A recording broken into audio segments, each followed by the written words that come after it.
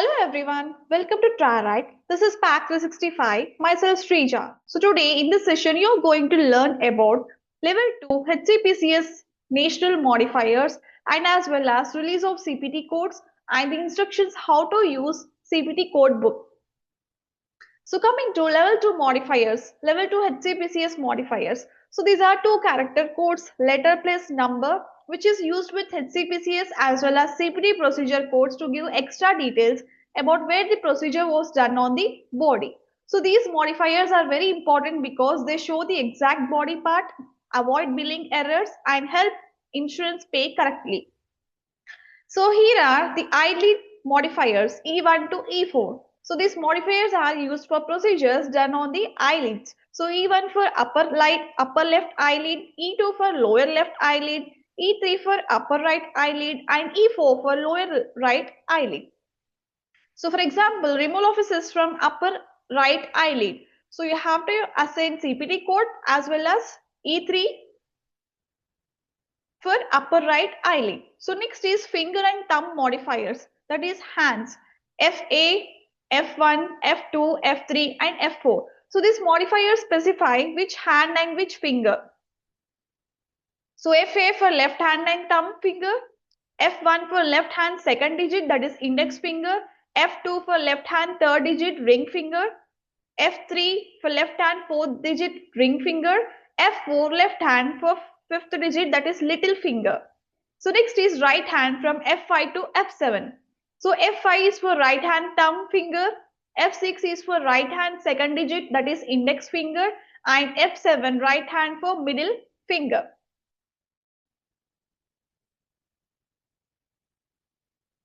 So next is F8 right hand fourth digit, that is ring finger, and F9 right hand fifth digit, that is little finger. So for example, removal of a nail from the right ring finger. So you have to assign CPT code plus F8 indicating right hand fourth digit. So next are mammography modifiers GG and GH. So these are used for breast imaging services. So GG is for screening plus diagnostic mammogram. So done on the same patient, same day. So both are paid. So screening is nothing but a routine checkup. Whereas diagnostic, it is a problem-based test. For example, a woman comes for routine screening and there are abnormal findings and diagnostic mammogram is done on the same day. So you have to assign GG modifier. Next is GH modifier. Diagnostic mammogram changed from screening. It occurs on the same day. So for example, when a patient scheduled for screening, but doctor immediately converts it into diagnostic. So in these cases, you have to assign GH modifier. And next modifiers are coronary artery modifiers, that is heart arteries. So these are used during heart procedures, for example, like angiography, stents, etc., to show which artery was treated. So LC means left circumflex coronary artery, which is present at the left side of the heart artery. So LD is left anterior descending coronary artery, which is the main front artery of the heart. LM stands for left main coronary artery, which is the main artery supplying the heart. And RC for right coronary artery, which is the right side of the heart artery. And RI, ramus intermedius coronary artery. So these are the extra branches between the arteries. So these are very important for cardiac billing accuracy. So LT means it always denotes left side of the body. For example, surgery on the left knee. So you have to assign the CPT code plus LT indicating left side. RT is used for indicating the right side. And next, QM and QN are ambulance service modifiers. So this explains who provided the ambulance service. So QM denotes the ambulance service provided under arrangement by a provider of services. So here in this case, ambulance arranged by a provider, but they are not directly owned or operated by them. Whereas in QN stands for ambulance service directly provided by the same healthcare provider. So these are most important for Medicare and insurance billing. So next modifier is RT, which denotes right side. So this is used when a procedure is done on right side of the body. For example, injection in the right shoulder. So you have to assign CPT code plus RT indicating the right side. So next are toe modifiers, which are feet. So these modifiers specify which foot and which toe was treated. So TA for left foot, great toe, that is big toe. T1 for left foot, second digit, that is second toe. T2 for left foot, third digit, third toe. T3 left foot, fourth digit for fourth toe. And T4 for left foot, fifth digit, that is little toe. And coming to right foot, T5 to T9, same as left foot. So for example, if a nail removal is done from right foot little toe, so you have to assign CPT code plus T9 modifier. And next is X modifiers, which are used to unbundle the procedures. So these modifiers explain why two procedures are allowed to be billed separately. XE denotes separate encounter. So procedure is done at a different visit or time. For example, patient comes in the morning for lab test, returns in the evening for another service. So in this case, you have to use XE modifier. Coming to XP modifier, separate practitioner. So in this procedure is done by different doctors or providers. For example, one procedure done by a surgeon. So another done by an anesthesiologist. So you have to use XP modifier. So why these modifiers are important? So they prevent bundling errors, they justify separate payment, they improve the claim approval, and they show the medical necessity clearly. And next X modifier is XS. So it denotes separate organ or structure. So in this case, procedure performed on a different organ or a body structure. For example, biopsy of a left breast and biopsy of the right breast on the same day. So you have to use XS. Whereas XU, unusual separate service. So a service that is normally bundled, but it is very unusual or different in this case. For example, procedure repeated in an unexpected way due to complications. So you have to use XU modifier. So here is an important note about X modifiers. So XS, XE, XP, XU, these are HCPCS modifiers. So they give more specific information than 59 modifier. Many payers prefer X modifiers over 59 modifier. So these are about level 2 HCPCS modifiers. So next topic is release of CPT codes. So what are CPT codes? They describe medical procedures and services. So they are maintained by American Medical Association AMA. So when are CPT codes released? So the annual release, it is released annually. So CPT codes are released every year, usually in the late summer or in the early fall. So electronic files are released between August 31st and early September. Printed CPT books are released a few weeks later. So now, why are CPT codes updated during the year? So healthcare changes fast. So CPT codes may be updated multiple times a year. So each update has a release date when codes are announced and effective date when codes can be used for billing. So you must not use new codes before the effective date. And implementation period, which is very important. So what is implementation period? It's the time between release date and effective date. So it allows doctors, hospitals, insurance companies and software vendors to update their systems. And what is the prospective use of CPT codes? So CPT changes apply only going forward. So old codes, they are not changed retroactively. So for example, new CPT code effective from January 1st. Services before January 1st, you have to use old code. Services after January 1st, you have to use new code. So this is how we have to use the CPT codes prospectively. So new CPT codes for COVID-19. So new CPT codes were created to report the COVID-19 testing, to report the vaccines and to report related services because COVID-19 changed healthcare quickly. So CPT updates were released frequently, not just once a year. So what is the important rule for coders? So you have to always check for a new or updated CPT code during the year. So why to check? The AMA CPT website regularly. So AMA stands for American Medical Association. So it manages CPT codes. It updates may happen anytime during the year. So coders must use the latest valid codes to avoid the claim denials, incorrect billing and compliance issues. So CPT codes, they are not only annual, so they can also be frequent. So types of CPT updates found on AMA website. So category 3 CPT codes. So these are used for new or emerging technologies. They are often temporary. So they may later become category 1 codes. For example, new procedures using advanced technology.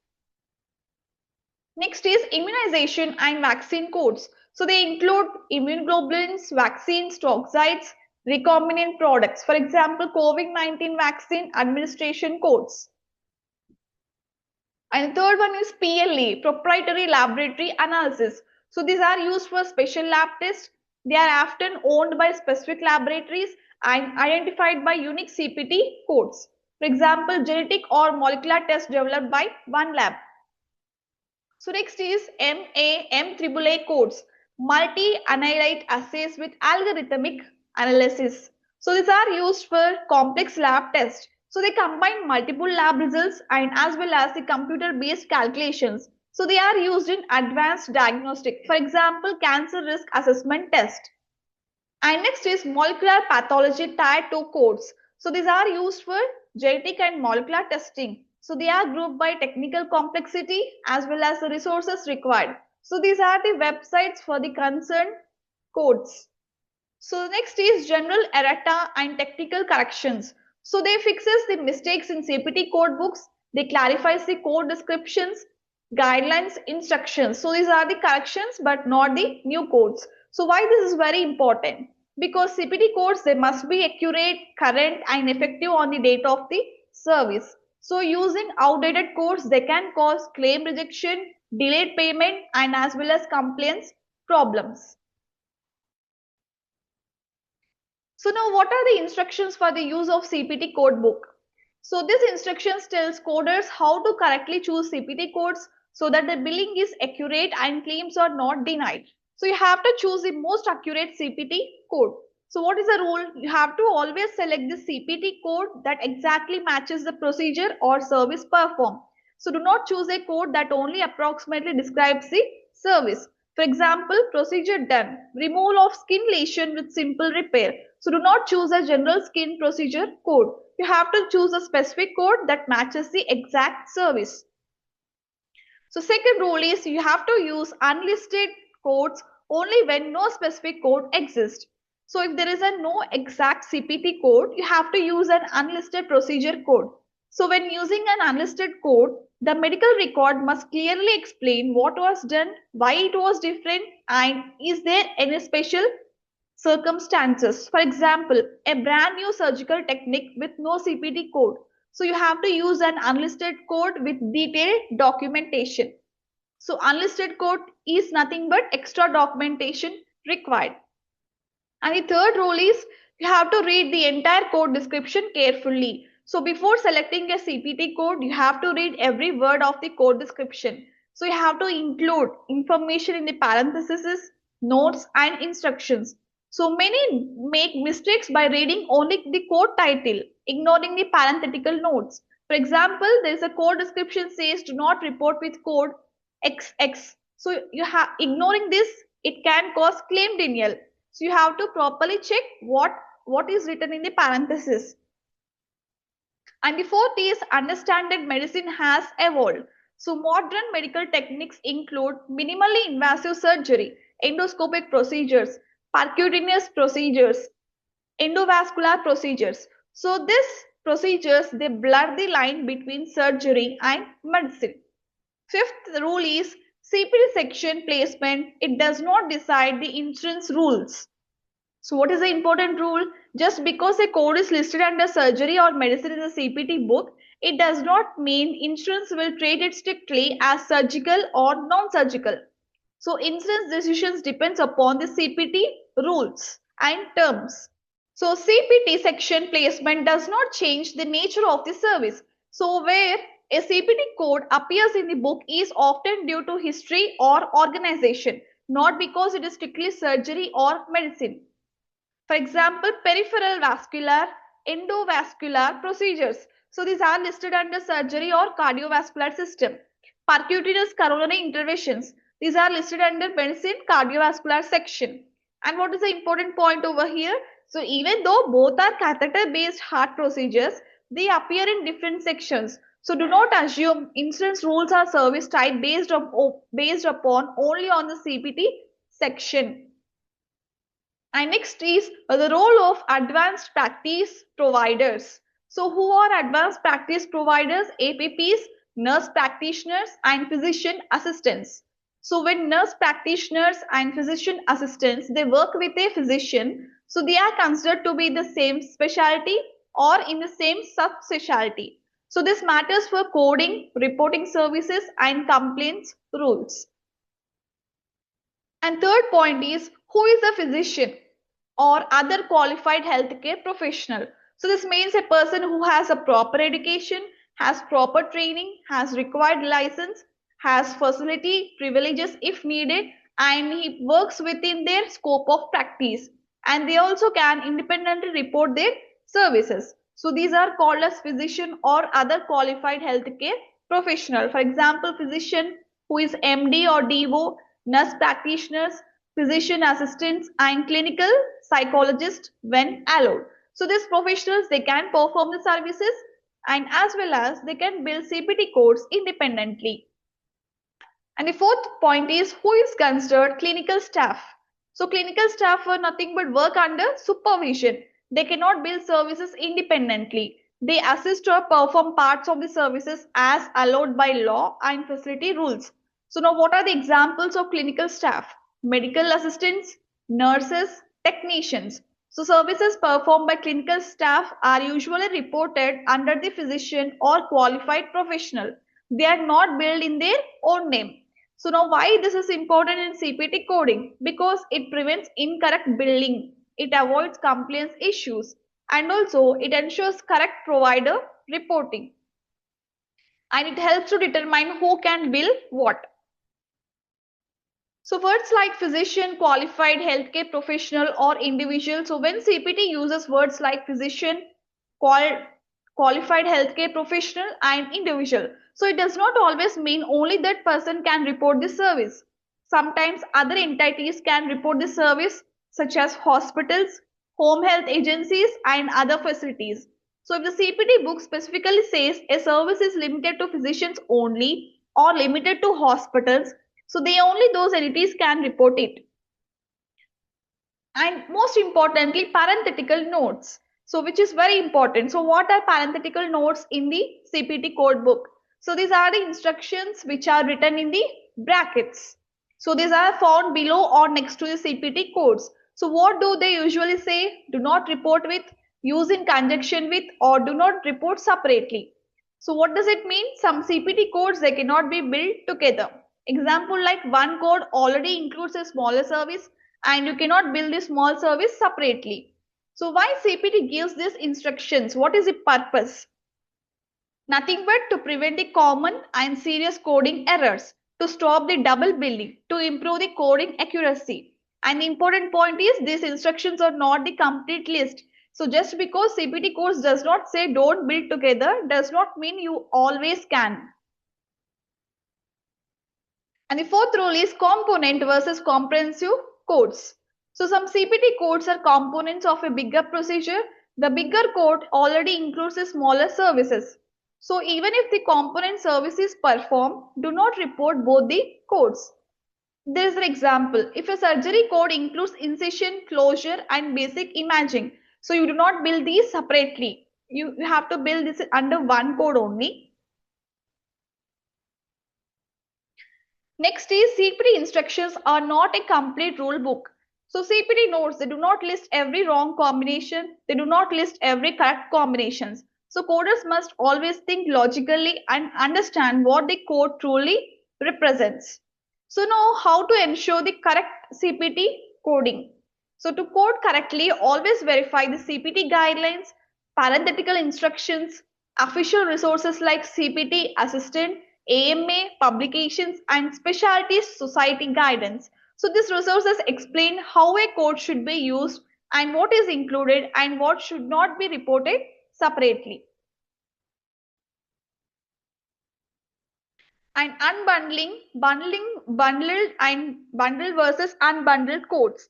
So some CPT category 1 or category 3 codes, they already include multiple steps or procedures. So these are called as bundle codes. So bundle code is nothing but it is a one code that covers everything done.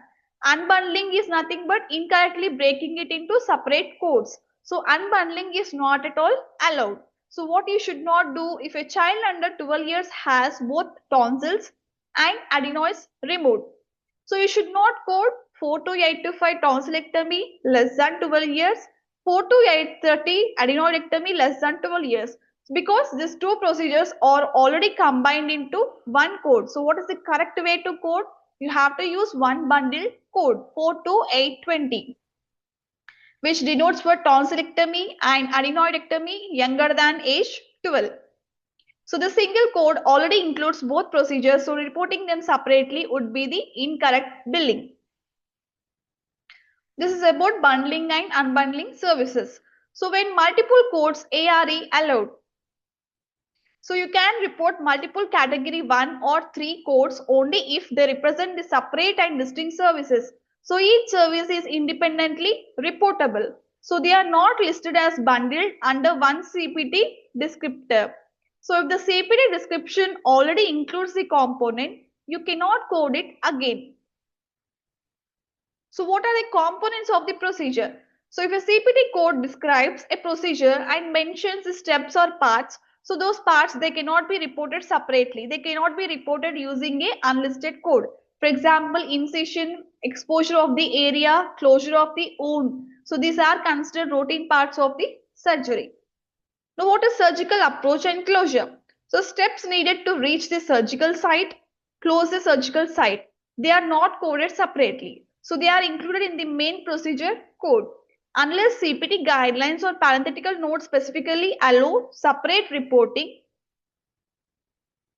you have to include them within one procedure code. So what is the golden rule of CPT coding? So if CPT gives one code for everything done, so you have to use only that code. You should never unbundle the codes.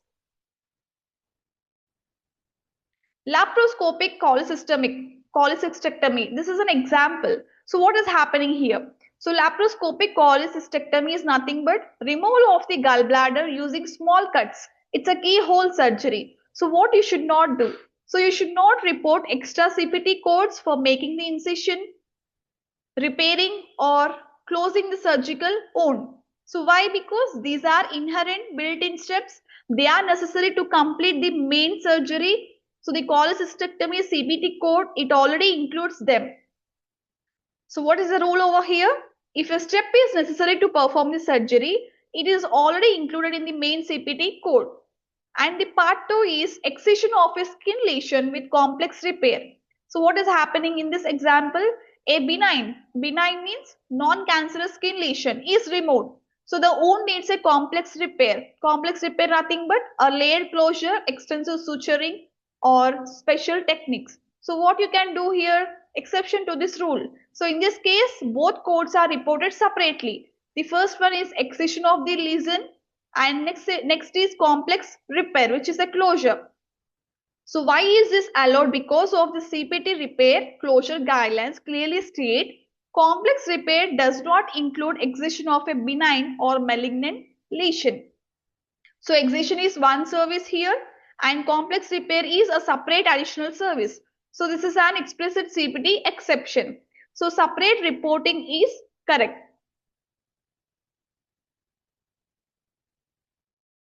Next is format of the terminology.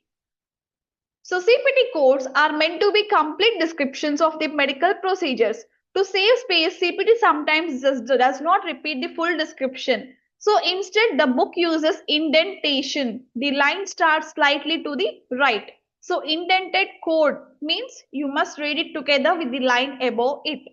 So how to read a indented CPT code? So when you see a main code written fully, followed by one or more indented lines, so the comment part before the semicolon in the main code automatically applies to all the indented codes below it.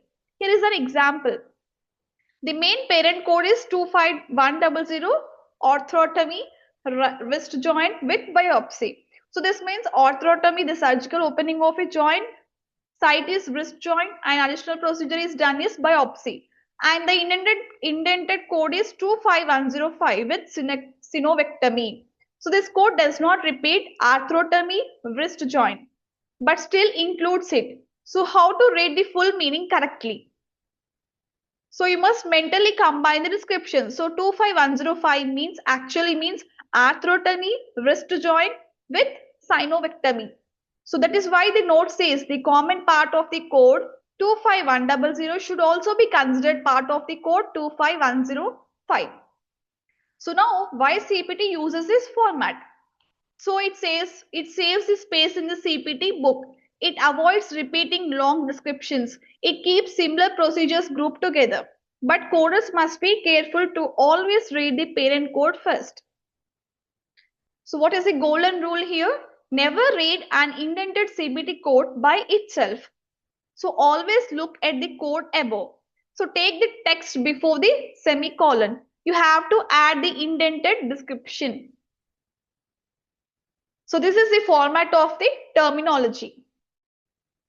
So this is for today's session. I hope the session has helped you. So in the next session, you will be learning about the anesthesia guidelines and the codes under anesthesia section. Thank you.